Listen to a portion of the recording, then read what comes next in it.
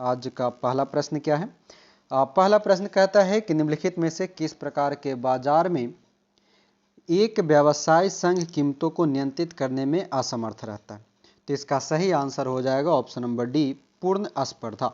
पूर्ण स्पर्धा में ऐसी चीजें होती है जहां पर बाजार के एक व्यावसायिक संघ कीमतों को नियंत्रित करने में असमर्थ हो जाता है। पूर्ण स्पर्धा बोले या पूर्ण प्रतियोगिता बोले, जहां पर बाजार का एक रूप होता है जिसमें उत्पाद के कई क्रेता और कई विक्रेता होते हैं, यानी कि कोई भी सामान को बेचने और खरीदने वाले बहुत सारे लोग होते हैं। इसलिए होता यूं है कि कीमत का निर्धारण फर्म द्वारा नहीं बल्कि मांग और पूर्ति के बाजार कारक द्वारा कर दिया जाता है। तो इस कारण से इसका सही आंसर हो जाएगा ऑप्शन नंबर डी। आज के इस वीडियो में हम आप लोगों से उम्मीद करेंगे कि कम से कम 250 प्लस लाइक आप लोगों का हो जाना चाहिए और जितना ज़्यादा हो सके वीडियो को आप शेयर करें। साथ ही साथ आप लोग भी अपना एक डेली उठ करके टारगेट फिक्स किया करें, जिससे आपको ये समझ में आएगा कि आपको आज के दिन में क्या क्या पढ़ने, और ये टारगेट आप डेली अगर खुद से पूरा करते जाते हैं तब आपको एक अलग सी एनर्जी प्राप्त होगा और लगेगा कि नहीं हमने आज इतना पढ़ाई किया। तो आप लोग ये सारी टारगेट पूरा किया करें, वीडियो को लाइक शेयर कमेंट भी एक बार जरूर कर लिया करें। यह भी आपका एक टारगेट रहेगा डेली का, ठीक है। चलिए दूसरा प्रश्न है कि निम्नलिखित में से लॉरेंज वक्र क्या दर्शाता है? बहुत ही बढ़िया प्रश्न, अक्सर ये इकोनॉमिक्स से संबंधित है। रोजगार, मुद्रास्फीति, अपस्फीति या वितरण। तो लॉरेंज वक्र जो है ये अर्थशास्त्री के हुआ करते थे लॉरेंज, उन्हीं के नाम पर ये विकसित किया गया और ये आय के वितरण से संबंधित है, ऑप्शन नंबर डी। और ये कब 1905 में दिया गया था, मैक्स ओ लॉरेंज द्वारा इसकी विकसित की गई थी।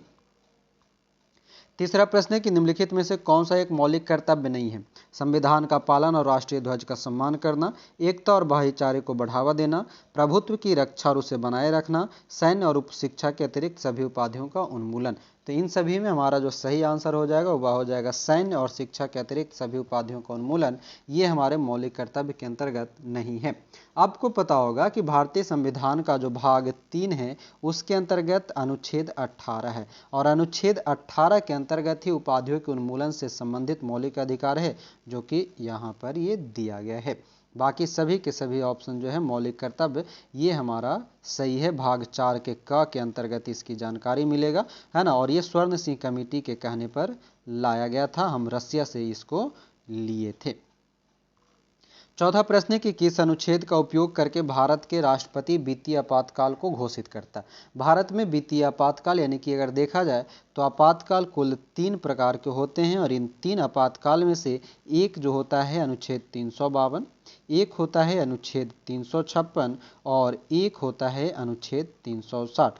तो आपको यहाँ पर अनुच्छेद दिख गया, अनुच्छेद 360 जो है भारत में राष्ट्रपति वित्तीय आपातकाल को घोषित करता है, यह याद रखेंगे।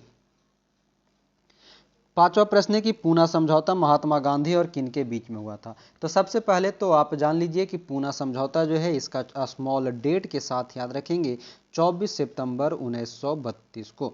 पूना जो कि महाराष्ट्र में है, वहां पर महात्मा गांधी और BR अम्बेडकर के बीच में ये समझौता हुई थी। और ये क्यों हुआ था? ये सांप्रदायिक निर्वाचन से संबंधित हुआ था। अगला प्रश्न है 6 नंबर कि IPL 2020 के मुख्य प्रायोजक कौन है? ये 2022 के, तो ये टाटा ग्रुप को दे दिया गया है, ऑप्शन नंबर सी। सातवां प्रश्न है निम्नलिखित में से किस आर्थिक क्रियाकलाप यानी कि गतिविधि में भारत के अधिकांश लोगों का नियोजन होता है, रोजगार मिलता है? तो सबसे ज्यादा भारत में रोजगार जो है कृषि क्षेत्र के अंतर्गत होता है। साथ ही साथ भारत में वर्तमान में अगर देखा जाए तो लगभग 70% लोग अब कृषि से संबंधित हैं। आठवां प्रश्न है कि बगलिहार बांध किस नदी पर बना हुआ है? तो बगलिहार बांध की अगर बात किया जाए तो बगलिहार बांध पर ही बगलिहार पनबिजली परियोजना भी स्थित है, और यह जम्मू कश्मीर में स्थित है, जम्मू कश्मीर के रामबन जिला में, जो कि चिनाब नदी पर स्थित है। तो सही आंसर हो जाएगा ऑप्शन नंबर ए। 9 नंबर प्रश्न है राजतरंगिणी पुस्तक के लेखक कौन है? तो राजतरंगिणी पुस्तक के लेखक की अगर बात किया जाए तो आपको पता होगा कि कल्हन की ये पुस्तक है, और यह भारत के ऐतिहासिक कालक्रम को दर्शाता है, जिसके अंतर्गत कश्मीरी ब्राह्मण के बारे में इसमें जानकारी मिलता है। प्रश्न हमारा 10वां कि भारतीय संविधान के किस भाग में केंद्र राज्य संबंध उल्लेखित है? भाग 4, भाग 11, भाग 10 या भाग 12। तो अगर बात किया जाए केंद्र राज्य संबंध, तो जब भी इस तरह के प्रश्न आए तो आप भाग 11 की ओर जाएंगे, अनुच्छेद 245 से 255। भाग 11 और 12 में अनुच्छेद 245 से 300 तक। ध्यान से सुनिएगा हम क्या बोल रहे हैं। अनुच्छेद 11 और अनुच्छेद 12, ये दो अनुच्छेद जो है इसमें 245 से 300 तक कुल 56 ऐसे लेख हैं जो कि राज्य और केंद्र शासित केंद्र से संबंधित है। मगर भाग 11 जो है अनुच्छेद 245 से लेकर के 255 या 263 तक, जिसमें विधायी और प्रशासनिक संबंध की बात की गई है। इसलिए अनुच्छेद 245 से 255 में विधायी संबंध शामिल है और इसलिए हमारा आंसर भाग 11 होगा। आप एक बार वीडियो को थोड़ा सा स्किप करके पीछे ले जाएंगे, पुनः इसे सुन लेंगे, आपको क्लियर हो जाएगा। 11वां प्रश्न है कि भारत में लाख का सबसे उत्पादन अधिक कहाँ होता है। लाख जो है, लाख उत्पादन के लिए जाना जाता है झारखंड। झारखंड के बाद अगर कभी पूछ ले कि दूसरे स्थान पर कौन, तो दूसरे स्थान पर छत्तीसगढ़ आता है, तीसरे स्थान पर पश्चिम बंगाल और चौथे स्थान पर महाराष्ट्र होता है। आपके मन में सवाल होगा लाख क्या है। तो लाख जो है कीटों की एक प्रजाति होती है जिससे लाल रंग के एक मतलब कि लार के जैसा एक द्रव निकलता है, वही स्रावित होता है और इसके लिए एक लाख प्रजाति का कीट मौजूद होता है, ये याद रखेंगे। चलिए अगला प्रश्न है हमारा 12 नंबर, बचपन बचाओ आंदोलन के संस्थापक कौन है। तो आपने पढ़ा होगा, सुना भी होगा कि बचपन बचाओ आंदोलन के कारण ही एक व्यक्ति थे जिन्हें नोबेल पुरस्कार भी दिया गया था और वह कौन थे, कैलाश सत्यार्थी थे, जिन्हें साल 2014 ईस्वी में मलाला यूसुफजई के साथ ही इन्हें दिया गया था। और बचपन बचाओ आंदोलन क्या है, तो बच्चों के अधिकार से संबंधित बचपन बचाओ आंदोलन है और बचपन बचाओ आंदोलन की शुरुआत साल 1980 में हुआ था, यह भी याद रख लेंगे। 13 नंबर का प्रश्न है कि बिहार अपने बजट 2022-23 का लगभग कितना प्रतिशत शिक्षा पर खर्च करेगा। इंपॉर्टेंट प्रश्न है। तो लगभग 16.05% जो है बिहार अपने बजट का शिक्षा पर खर्च करेगा। अगर राशि के रूप में देखा जाए तो 39,191 करोड़ रुपया। 14 नंबर प्रश्न है कि पंडित लक्षु महाराज जिनका हाल ही में देहावसान हुआ है किस विधि से जुड़े थे। तो लक्षु महाराज का जो संबंध है यह तबला से संबंधित है। लक्षु महाराज का पूरा नाम क्या है, तो लक्ष्मी नारायण सिंह। लक्ष्मी नारायण सिंह को ही हम लक्षु महाराज के नाम से जानते हैं। यह बनारस घराना से संबंधित थे, तबला वादक थे, पूरे विश्व में ये तबला वादन के लिए जाने जाते थे। और ध्यान देंगे 28 जुलाई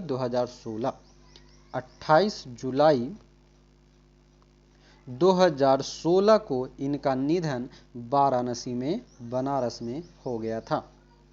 चलते हैं 15 नंबर प्रश्न की ओर। 15 नंबर प्रश्न है कि निम्नलिखित में से कौन उष्णकटिबंधीय पतझड़ी पौधा है जो दक्कन के पठार की विशेषता है। तो यहाँ पर सही अगर आंसर देखा जाए सागौन, शीशम, चंदन और साल। इनमें अगर देखा जाए तो उष्णकटिबंधीय पतझड़ी पौधा है जो दक्कन के पठार की विशेषता है, तो सही आंसर हो जाएगा चंदन। ध्यान दीजिएगा, सागौन, साल, चंदन, शीशम और महुआ।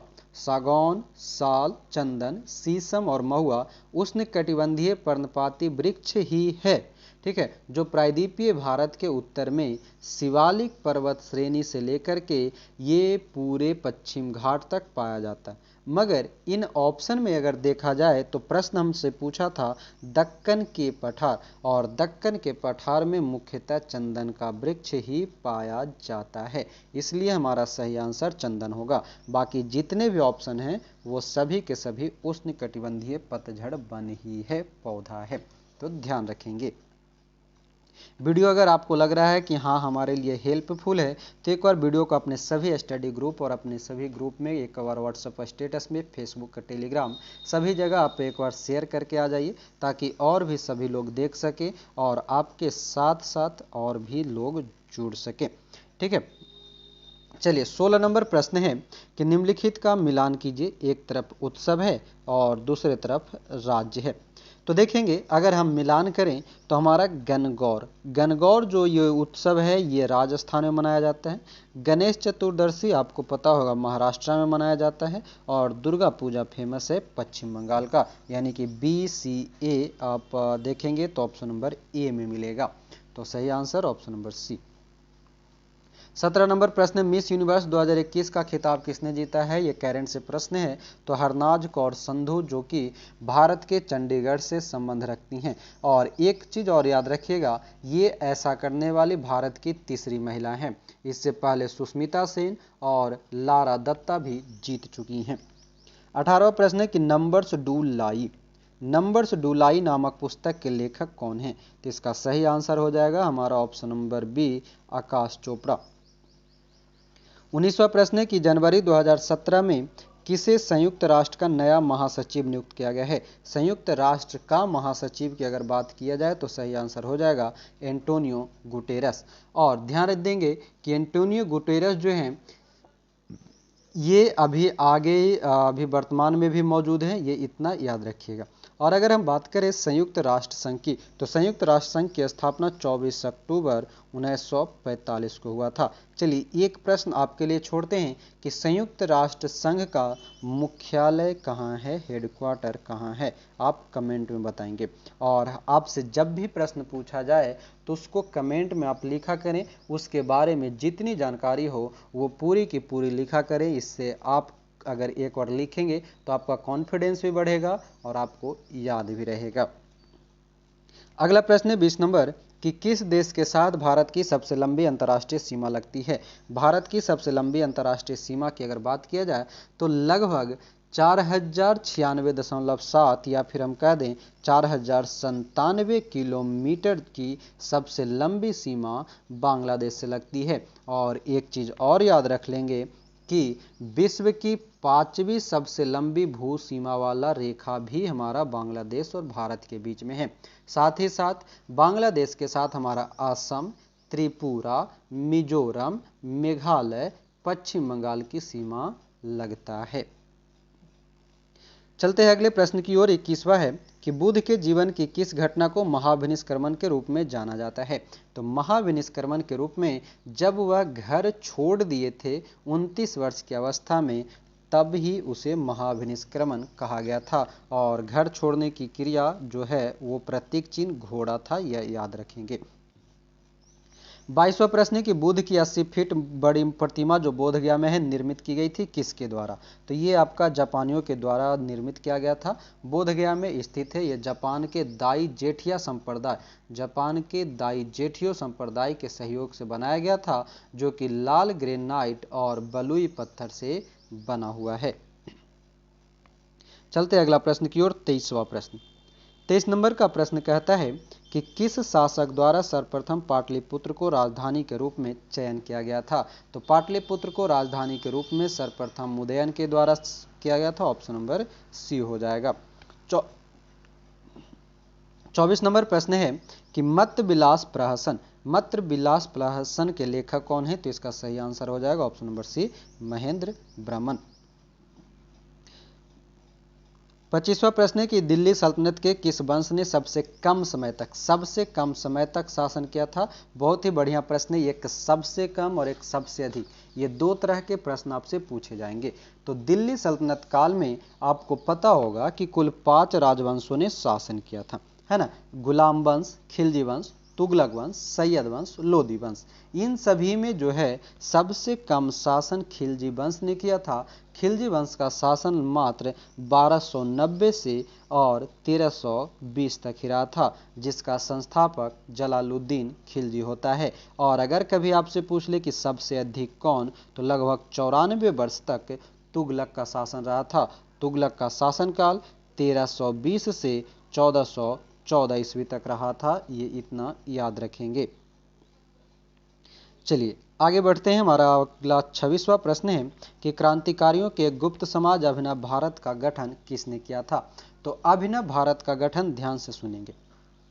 अभिनव भारत के गठनकर्ता में दो व्यक्ति शामिल थे, एक बीडी सावरकर और एक गणेश सावरकर। गणेश सावरकर और बीडी सावरकर ने 1899 में, ध्यान से सुनिएगा, ठीक है, 1899 में महाराष्ट्र के नासिक में एक गुप्त क्रांतिकारी संगठन मित्र मेला का गठन किया था। किसका? मित्र मेला का गठन किया। उसके बाद जब ये धीरे धीरे समय आगे बढ़ता गया और कुछ ब्रिटिशों के द्वारा इसको समाप्त करने की प्रक्रिया शुरू हुई, उसके बाद 1904 ईस्वी में विनायक दामोदर सावरकर के द्वारा मित्र मेला का ही नाम बदल करके अभिनव भारत कर दिया जाता है। तो ध्यान रखेंगे, ऑप्शन नंबर बी हो जाएगा। 1899 में मित्र मेला की स्थापना होगी और 1904 में वही मित्र मेला अभिनव भारत बनेगा। 27वां प्रश्न है कि गांधी जी दक्षिण अफ्रीका में कितने वर्ष रहे थे? तो पहले तो आपको ये याद होना चाहिए कि गांधी जी जो है 1893 में ये भारत से गए थे और आए कब थे? 1915 में। आप यहाँ से अब अनुमान लगा सकते हैं, लगभग ये 21 वर्ष तक वहाँ पर रहे थे। और यह भी ध्यान रखेंगे कि गांधी जी 1915 में 9 जनवरी को आए थे, इसलिए 9 जनवरी को हम प्रवासी भारतीय दिवस मनाते हैं। 28वां प्रश्न है, प्रभावती देवी किन क्षेत्र की स्वतंत्रता सेनानी थी? स्वतंत्रता संग्राम सेनानी थी। तो सबसे पहले आप ये जान लीजिए कि प्रभावती देवी जो हैं जयप्रकाश नारायण की पत्नी थी, ठीक है। और जयप्रकाश नारायण के बारे में आपको पता होगा कि ये बिहार से संबंधित थे, इसलिए प्रभावती देवी भी पटना की प्रसिद्ध स्वतंत्रता संग्राम से संबंध रखते हैं। 29 नंबर प्रश्न देखेंगे, आजाद हिंद सरकार के निर्माण की घोषणा की गई थी कब? आजाद हिंद फौज के द्वितीय चरण जो है यह सुभाष चंद्र बोस के द्वारा किया गया था और 21 अक्टूबर 1943 को किया गया था।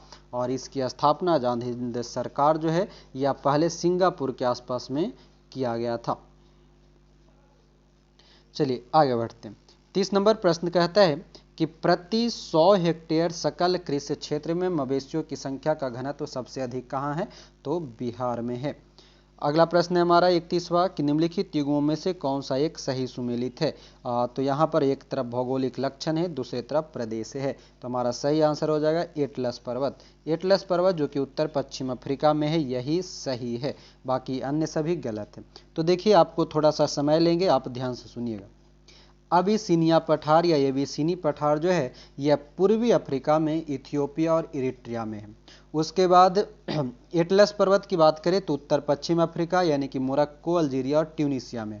गुयाना की बात करें तो उत्तरी दक्षिणी अमेरिका में है और यह वेनेजुएला, गुयाना, सूरीनाम और ब्राजील में है। उसके बाद ओकाबांगो द्रोणी जो कि कालाहारी बेसिन के नाम से भी जाना जाता है और यह दक्षिण पश्चिम अफ्रीका में पाया जाएगा, जहां पर बोत्सवाना, नामीबिया, दक्षिण अफ्रीका, अंगोला, जाम्बिया और जिम्बाब्वे है। वीडियो को आप थोड़ा बैक कीजिए, पुनः इसको एक बार दो बार सुनिए, हो सके तो आवाज को सुन करके सभी का नोट कर लीजिए एक पेज पर। तो सही आंसर ऑप्शन नंबर बी। 32 नंबर प्रश्न है कि निम्नलिखित देशों में से किसकी समुद्र तट रेखा सर्वाधिक लंबी है? भारत, कनाडा, ऑस्ट्रेलिया या ब्राजील? तो आपको पता होगा कि सबसे बड़ा जो है वह कनाडा का है, ऑप्शन नंबर बी हो जाएगा। 33 नंबर प्रश्न है कि बिहार विधानसभा के पहले दलित स्पीकर कौन थे? तो इसका सही आंसर हो जाएगा उदय नारायण चौधरी थे। अगला प्रश्न है हमारा कि 34वां कि बिहार आधिकारिक भाषा विभाग द्वारा दिए गए पुरस्कारों में से कौन सा पुरस्कार नहीं है? इन सभी में काशी प्रसाद जायसवाल पुरस्कार, राजा राधिका रमन प्रसाद सिंह पुरस्कार, राम वृक्ष बेनी पुरस्कार या महात्मा गांधी सम्मान। बिहार सरकार द्वारा कौन सी नहीं दी जाती है? तो महात्मा गांधी सम्मान बिहार सरकार द्वारा नहीं दी जाती है, मतलब कि बिहार आधिकारिक भाषा विभाग के द्वारा नहीं दी जाती। चलते अगले प्रश्न की ओर। 35वां प्रश्न कहता है कि डॉक्टर आर के हजारी समिति किससे संबंधित है। वीडियो अगर आपको हेल्पफुल लग रहा है, पसंद आ रहा है, तो एक बार इसे अपने दोस्तों तक शेयर जरूर कर देंगे और लाइक जरूर करके जाएंगे। लाइक करते हैं तो हमें मोटिवेशन भी मिलता है और साथ ही साथ कमेंट जरूर करेंगे ताकि और भी हम बेहतर कर सके। हाँ, तो देखेंगे 35वां प्रश्न है कि डॉक्टर आर के हजारी समिति किससे संबंधित है। तो आर के हजारी समिति जो है औद्योगिक लाइसेंसिंग से संबंधित है, जो कि 1967 के आसपास में आया था। 36 नंबर प्रश्न है कि निम्नलिखित में से क्या भारत में वित्तीय क्षेत्र सुधार का एजेंडा कभी नहीं रहा। तो इन सभी में अगर देखा जाए तो सब्सिडी की गारंटी के साथ सभी नागरिकों को आसान क्रेडिट प्रदान करना, ये भारत में वित्तीय क्षेत्र सुधार का एजेंडा कभी नहीं रहा था। और बाकी क्या, तो ब्याज दर शासन का विनियमन, प्रभावी पर्यवेक्षण के लिए नियामक ढांचे को सक्षम करना, प्रकटीकरण मानदंड को सुदृढ़ करना, ये 3 था। 37 नंबर प्रश्न है कि एमआरटीपी अधिनियम भारत में कब पारित हुआ था।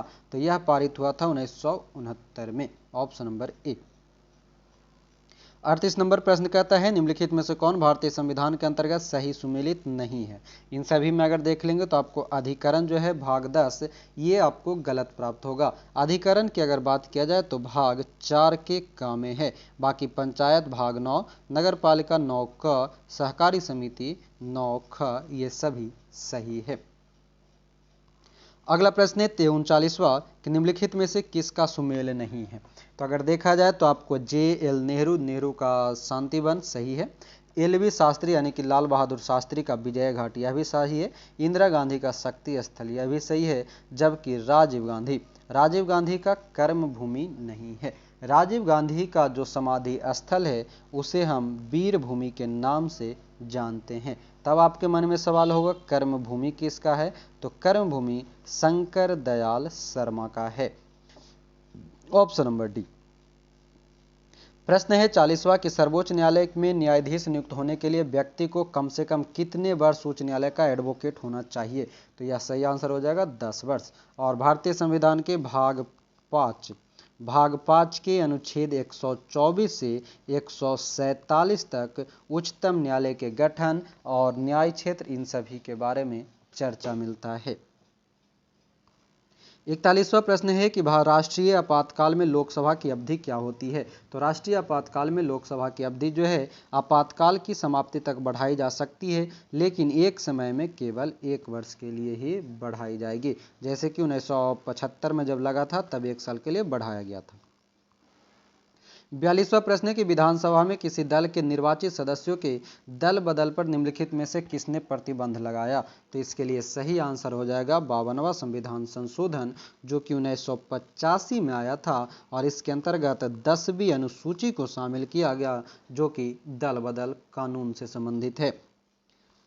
43वां प्रश्न है कि पंचायती राज से संबंधित निम्नलिखित कथनों में से कौन सा सही नहीं है। निम्न में से अगर आप कथन 73वां ऑप्शन नंबर बी को देखेंगे तो 73वां संशोधन 15 अगस्त 1993, 15 अगस्त 1993 नहीं, यह 1992 से प्रभावी हुआ है, 1992 से, इसलिए ऑप्शन नंबर बी गलत हो जाएगा। बाकी और सभी पंचायती व्यवस्था भारतीय ग्रामीण जीवन का युगों से एक अभिन्न अंग रहा है। यह एक त्रिस्तरीय जैव के रूप से जुड़ी संरचना है।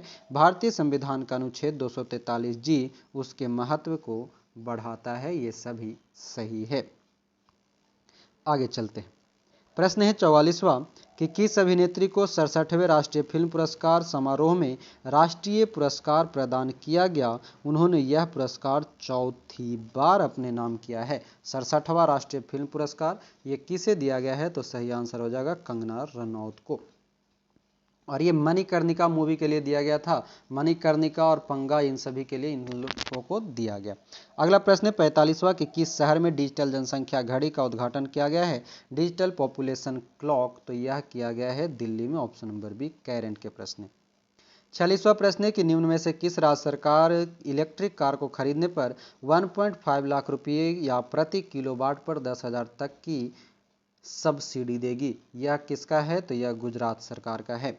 अगला प्रश्न है 47वां कि भारत ने हाल ही में किन देशों के साथ एक वर्चुअल समुद्री अभ्यास एक्सरसाइज शील्ड आयोजित किया है। तो एक्सरसाइज शील्ड जो है श्रीलंका और मालदीव के साथ भारत भी शामिल है।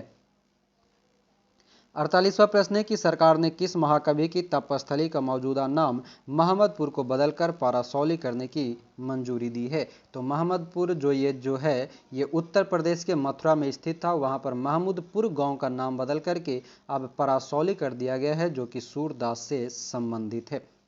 49वां है कि कौन सा देश हिमालयी गुलाब नमक को भौगोलिक संकेत जीआई के रूप में पंजीकृत किया है। तो यह गुलाबी नमक नल्ला पाकिस्तान का है, ऑप्शन नंबर बी। और अगला है 50वां प्रश्न कि सरकार में रहते हुए प्रादेशिक सेना में कैप्टन बनने वाले पहले सांसद कौन बन गए हैं। तो इसका सही आंसर हो जाएगा अनुराग ठाकुर। केंद्रीय वित्त राज्य मंत्री अनुराग सिंह ठाकुर जो है प्रादेशिक सेना में कैप्टन बने हैं। वह इससे पूर्व लेफ्टिनेंट के पद पर भी रह चुके हैं और अनुराग ठाकुर देश के ऐसे पहले सांसद बन गए हैं जो बतौर सांसद सेना में रेगुलर कमीशन ऑफिसर के रूप में कैप्टन बने हैं। तो ऑप्शन नंबर ए। ये थे पूरे जीके जीएस और करंट के 50 प्रश्न। आगे के 25 प्रश्न आपको विज्ञान के दिखेंगे और विज्ञान के 25 प्रश्न और भी ज़्यादा इम्पोर्टेंट हैं, तो आप ध्यान से समझेंगे विज्ञान को। फिर 51वां प्रश्न कहता है कि जड़ आवरण किससे उत्पन्न होता है। तो जड़ आवरण की अगर हम बात करें तो कैलिप्ट्रोजन पौधे की जड़ जहां पर रूट कैप का निर्माण होता है उसी के ऊपर यानी कि शीर्ष पर कोशिकाओं के तेजी से विभाजित करने वाली एक परत होती है, ऑप्शन नंबर बी।